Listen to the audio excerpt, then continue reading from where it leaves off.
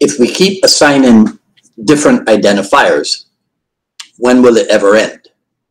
Hello, everyone. This is Dwight Woods, the Jeet Kune Do Rebel. Welcome to the I Love Jeet Kune Do broadcast number 223. This is the one about blank so-and-so's Jeet Kune Do. As you're logging in, if you'd be kind enough to say where you're logging in from, hit the like button and feel free to continue doing so throughout the broadcast. If you are catching the simulcast over on the YouTube, please be sure to like, subscribe, and hit the notification bell as well. If you enjoy my work and you'd like to support the program, please visit jkdrebel.com, click on the Rebel Gear link, and that's where you'll see cool stuff like this, the JKD Notables coffee mug, also available in t-shirt, hoodie, sweatshirt, that cool stuff. But of course, the best thing you can do is to share this video and spread the word about the I Love Jeet Kune Do broadcast. So, origin of today's broadcast title is a discussion and a statement that was made about how it might be useful for everyone to label their own version of Jeet Kune Do. So the idea being proffered was that it would make sense to identify your form of Jeet Kune Do by the name of your instructor, right? So you would have Jerry Poteet, JKD, you'd have Bruce Lee, JKD, you'd have Dan Inosanto, JKD, Joe Louis, JKD, Ted Wong, JKD, and so on and so on. So I didn't agree with that because to me, that doesn't make things, that makes things less understandable, more confusing, right? If you keep labeling Jeet Kune Do with all these different instructor names. So, because to me, that sounds like a recipe for leading people to believe that there are multiple versions of Jeet Kune Do.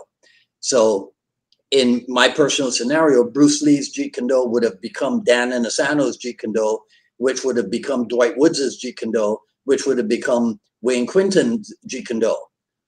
And I don't see how that brings a wider public understanding.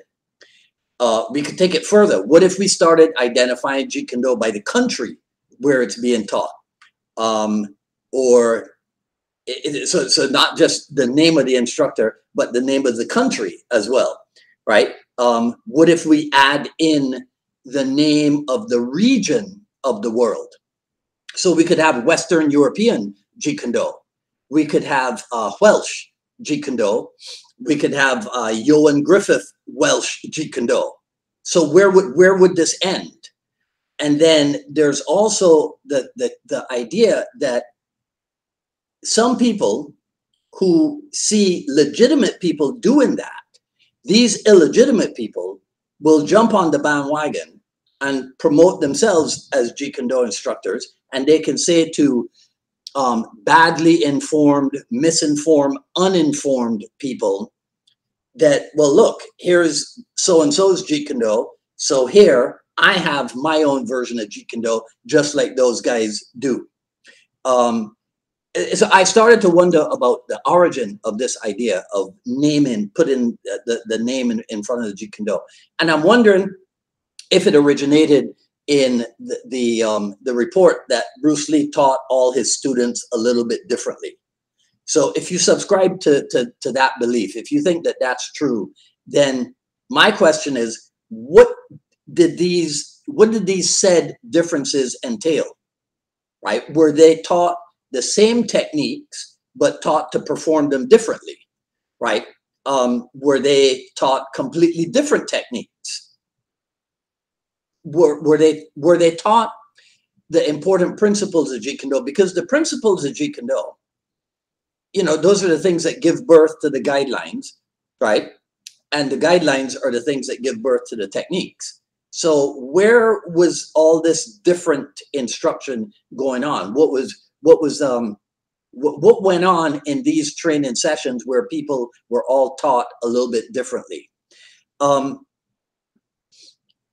I think there are people who claim to be proponents of Jeet Kune Do, but what I wonder about is what, and I think I said this last week, what is their vision for, or even their vision of Jeet Kune Do?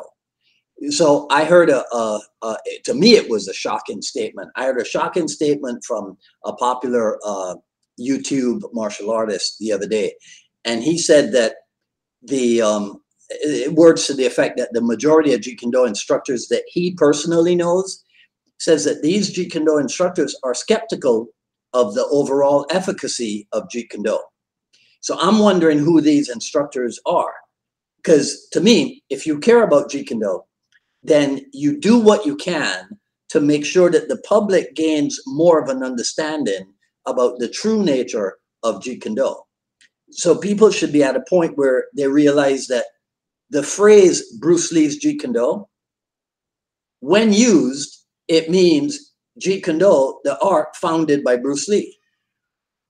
So conversely, if you see Ted Wong Jeet Kune Do, then that means Jeet Kune Do as taught by Ted Wong, the student of Bruce Lee, the founder of Jeet Kune Do.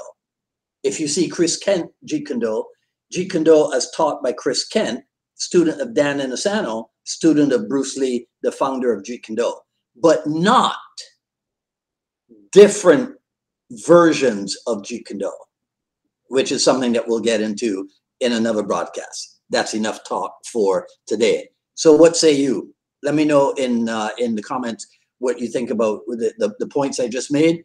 And let me know in the comments below. That's all I got to say about this video.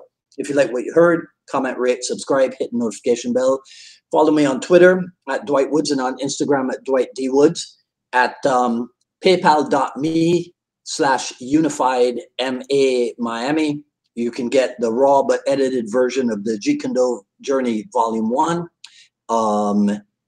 Autobiographical essays from yours truly, the Jeet Kune Do Rebel, who coincidentally will be his own guest on Friday's episode of the Jeet Kune Do Dialogues. I've asked people to send me in any questions that they want me to deal with on that episode. So if you haven't done that yet, you can put your question in the comment today for today's broadcast, or just shoot me an email at jkdrebel@gmail.com, and then I'll see you on Friday at 6 p.m. I'm pretty sure.